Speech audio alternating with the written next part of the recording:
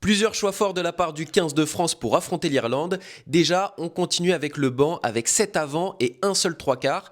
Ça peut être un pari qui apparaît risqué, notamment si tu as de la casse. Ça avait parfaitement fonctionné en Italie, là c'est renouvelé et l'objectif c'est de mettre énormément d'intensité devant. Ensuite, on a le retour parmi les titulaires de Damien Penaud et de Romain Ntamak. Même si Théo Atisogbe et Léo Barré ont fait de très belles performances, c'est le retour de 2-4 du 15 de France, donc rien d'étonnant là-dessus. On pouvait se poser la question d'un retour au centre de Gaël Fickou qui revient de blessure, mais la confiance est renouvelée à la paire Barassi-Moefana. On sait que ça pêchait un peu en termes de connexion depuis le début du tournoi, mais confiance renouvelée, je trouve que c'est bien. C'est comme ça aussi qu'ils pourront acquérir de l'expérience et on sait très bien que c'est des joueurs qui sont très talentueux, donc ils seront attendus au tournant. Emmanuel Meafou est sur le banc parce qu'il a été touché par une infection pulmonaire.